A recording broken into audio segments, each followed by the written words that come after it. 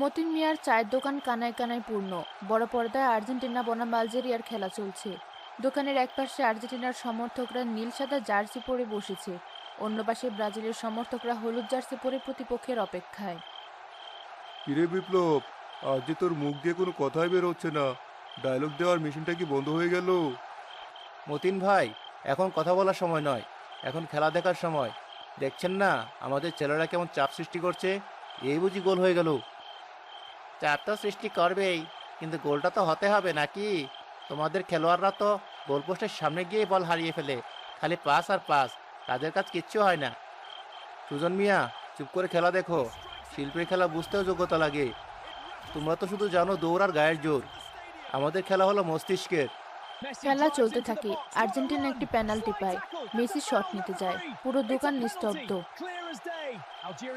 বাবা, গোল হবে তো? অবশ্যই হবে, মেসির পেনাল্টি কখনো মিস হয় না। মেসি শট নেয়, কিন্তু গোলকিপার বলটি রুখে দেয়। আর্জেন্টিনার সমর্থকদের মধ্যে রাজ্যের হতাশা নেমে আসে। ব্রাজিলের সমর্থকরা অট্টহাসিতে ফেটে পড়ে।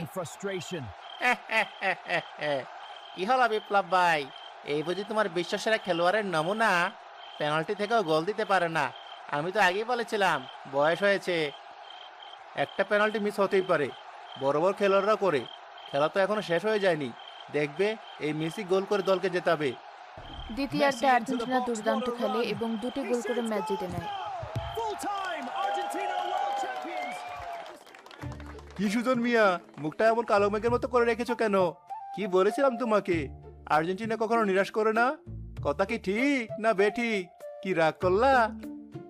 আরে, জিতছে তো একটা সাধারণ দলের সাথে, এতে এত লাফালাফির কি আছে? আসল পরীক্ষা তো হবে বড় দলের সাথে, তখন দেখা যাবে তোমাদের দৌড় কত দূর।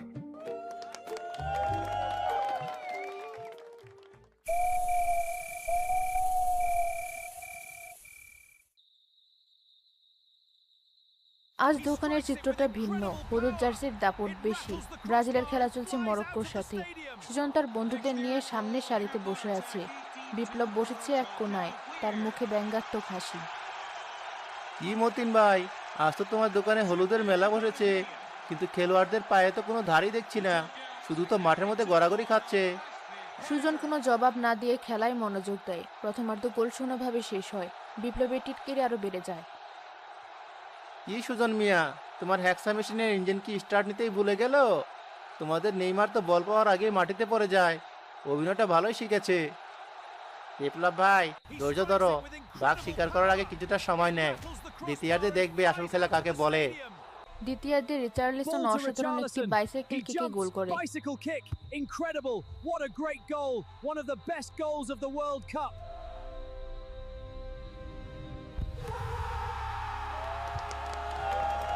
পুরো দোকান উল্লাসে ফেটে পড়ে। সুজন চেয়ার থেকে লাফিয়ে ওঠে। কে বিপ্লব ভাই, দেখলে গোল কাকে বলে? শিল্পের মতো গোল, তোমাদের মতো ঠেলাঠেলির গোল নয়। বিশ্বাসে মেলে বস্তু, তর্কে বাহাদুর। আমার বিশ্বাসই আজ সত্যি হলো। আরে বাবা, একটা গোলই তো হয়েছে, এমন করছো যেন বিশ্বকাপটা জিতে গেছো। একটা গোল নয়, এটা হলো ব্রাজিলের আগমনী বার্তা। আমরা এসেছি এবং কাপ নিয়েই ফিরবো। ব্রাজিল 2-0 গোলে ম্যাচ জিতে। বিপ্লব চুপচাপ দোকান থেকে বেরিয়ে যায়।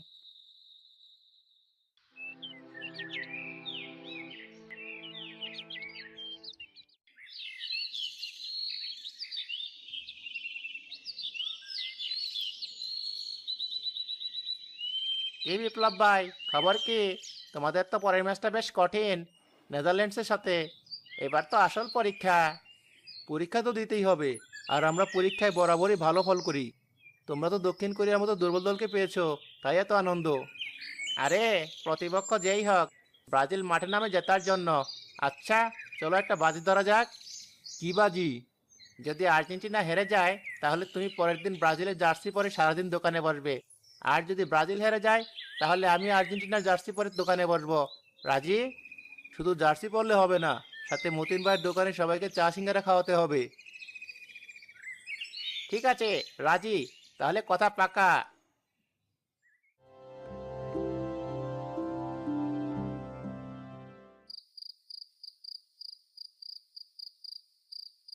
আজ মতিন মিয়ার দোকানে অন্যরকম এক পরিবেশ। আর্জেন্টিনা ও ব্রাজিলের সমর্থকরা আজ একজোট, কারণ এই ম্যাচের ফলাফলের উপর অনেক কিছু নির্ভর করছে। সমীকরণ অনুযায়ী ফ্রান্স জিতলে আর্জেন্টিনা ও ব্রাজিল সেমিফাইনালে অপেক্ষাকৃত সহজ প্রতিপক্ষ পাবে, কিন্তু পর্তুগাল জিতলে সেমিফাইনালেই এই দুই চিরপ্রতিদ্বন্দ্বীকে মুখোমুখি হতে হবে, যা ফাইনালের আগে কেউই চাইছে না। ফ্রান্সের খেলোয়াড়রা এত সুযোগ নষ্ট করছে কেন? গোলটা দিয়ে দিলেই তো হয়। আরে দেখছো না পর্তুগালের রক্ষণভাগ কেমন জমাট? মনে হচ্ছে যেন চীনের প্রাচীর তুলে দিয়েছে গোলপোস্টের সামনে, একটা বলও ঢুকতে দিচ্ছে না। He strikes it with incredible power. It rattles the crossbar and flies out. নির্ধারিত সময়ে খেলা 1-1 গোলে ড্র হয়। খেলা গড়ায় অতিরিক্ত সময়ে, সেখানেও কোনো ফল না আসায় খেলা টাই ব্রেকারে গড়ায়। পুরো দোকানে পিনপতন নীরবতা। সুজন মিয়া, আমার তো বুকটা ধড়ফড় করছে। যদি পর্তুগাল জিতে যায়? আরে না না, এমন অলক্ষণের কথা বলবে না। ফ্রান্সকে জিততে হবে, বিশ্বাস রাখো। টাই ব্রেকার শুরু হয়। প্রতিটি শটের সাথে সাথে পুরো দোকানের মানুষের হৃদস্পন্দন বাড়তে থাকে। পর্তুগালের শেষ শট, গোল করলেই তারা জিতে যাবে। আরে দেখো দেখো, He steps up for the পর্তুগালের first খেলোয়াড় শট penalty. নেয় এবং বল বাড়ি রেখে বাইরে চলে যায়। পুরো দোকান একসাথে উল্লাসে ফেটে পড়ে। এবার ফ্রান্সের পালা। গোল করলেই ফ্রান্স জয়ী। ফ্রান্সের খেলোয়াড় ঠান্ডা মাথায় বল জালে জড়িয়ে দেয়। Goal! France has done it. They are the champion. He steps up for the first penalty. Off the crossbar and out. Sujan মিয়া, তোমাকে একটা কথা বলবো। যখন ফুটবল খেলা নিয়ে আমাদের মধ্যে মন কষাকষি হয়, তখন মাঝে মাঝে খুব আফসোস হয়। মনে হয় কি দরকার এসবের। কিন্তু দিন শেষে যখন দেখি আমাদের দুজনের আনন্দ একই বিন্দুতে এসে মিলে যায়, তখন বুঝি আমরা আসলে বন্ধুই। এই যে আজ আমরা দুজনে এক হয়ে ফ্রান্সের জন্য গলা ফাটালাম, এর চেয়ে সুন্দর আর কি হতে পারে? কি বলো, কথা কি ঠিক না বেঠিক? একেবারে ঠিক কথা বিপ্লব ভাই। তোমার সাথে তর্ক না করলে আমার ভালো লাগে না। আমি রাগ করিনি, বিশ্বাসে মেলে বস্তু তর্কে বাহাদুর। এই কথা বললেও বন্ধুত্বের চেয়ে বড় বিশ্বাস আর কিছু নেই। কাপ যে দলে জিতুক, আমাদের বন্ধুত্ব অটুট থাকবে।